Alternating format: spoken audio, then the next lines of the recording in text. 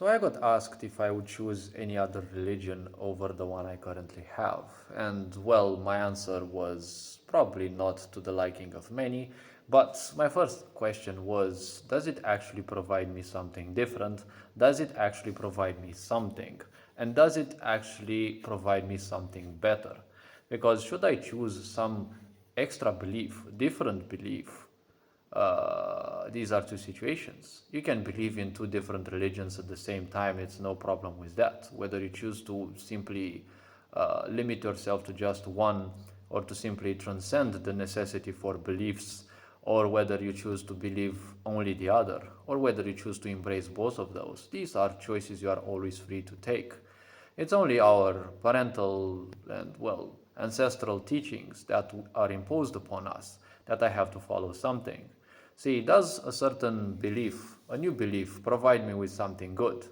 Because in the end, all I see in all religions is that there is no such thing as a connection in between me with creation, and there always must be someone else to combine me with creation.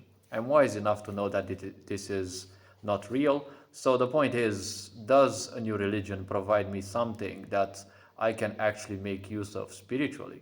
Because I don't see any of the religions telling me, reminding me to meditate, and no prayer done unconsciously is not meditation.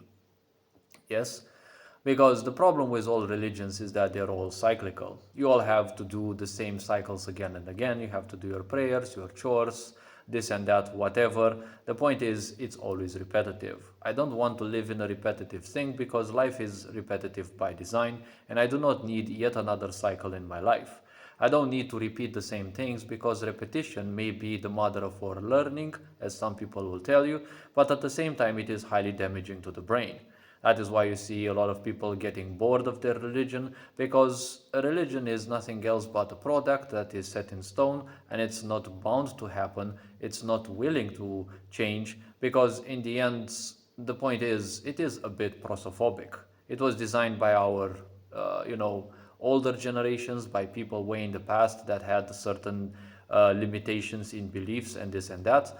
Things were far easier to impose with the sword. Now you have to make things way comfortable for people to stop thinking and simply follow you by, chasing their comfort again and again.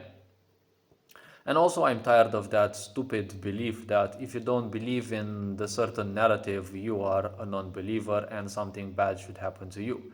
Who are you to say that something is good and something is bad when your whole perception over something is how good it makes you feel emotionally, or how much of a business, how much of an outcome can you make for yourself? You can only perceive things through your cerebral part or through your emotional part. And there's very few people who can make balanced use in between the two.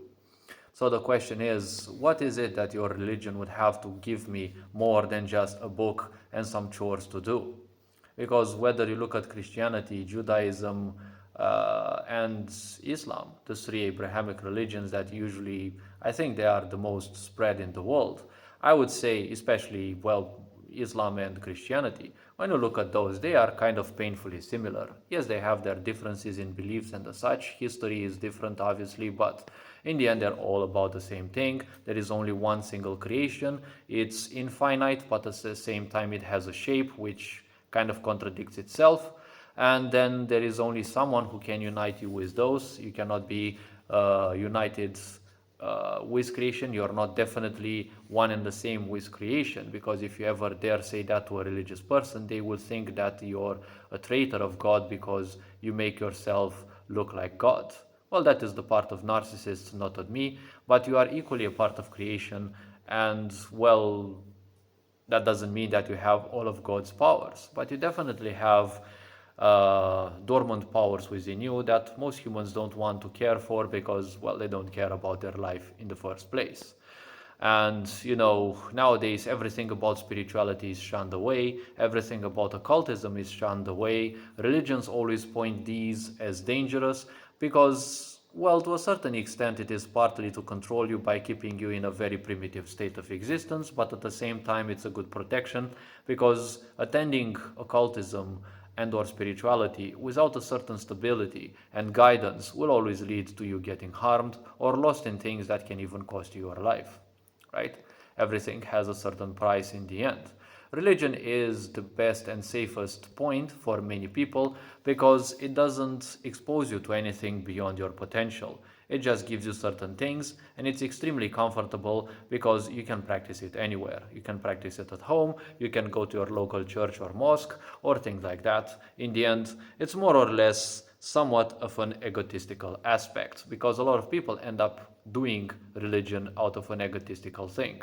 They either need their they think they get their motivation out of that. They think they are close to creation. They need their validation or any sort of these things. It kind of ends up more or less as a competition, either with your own thoughts or with other people. Typically, it ends up as a slight or a higher form of slavery to your own mind. It happens when people's intellect is turned against them by themselves. Yes, this happens a lot to untrained minds. Now, whether people end up feeling spiritual through religion, that is their own pursuit. It does not concern me in any way, shape, or form because it is none of my business what people feel, whether they are faking being religious or whether they are truly religious. It is their own pursuit in life. It is a necessity. It is a business if they are paid for that, or maybe it's their job, or well, it is just a personal seeking that is only a personal pursuit and it is none of my business. So that is why I always say, why would I need another set of concepts in my life to try to guide me and force me to live some form of life under it? I have lived life in a certain way and I am good with how things are. I do not need something to impose a different lifestyle just because it suits some egos. And in the end, why would I want to live a new religion, a different religion, when each and every one seems in a way to be imposed by ancestors and our parents, our grandparents, as if it is the greatest thing that's going on to them? Like literally, I said in a previous video, a lot of people end up worshipping the books way more than the beliefs themselves, right? Because all religions are a certain set of pieces of wisdom gathered together, and well, stories and the such, but you can simply leave the stories apart or take the wise part out of each story and simply make a living out of those, right? Because in the end, we haven't met any of those characters. To a certain extent, we can't even prove that they actually lived, but you can always make use of their virtues as an example in your life. So hopefully this answer provides some insights and hopefully it raises a bit of awareness. You are appreciated. Take care, enjoy life. This being said, Ferenc Board signing out.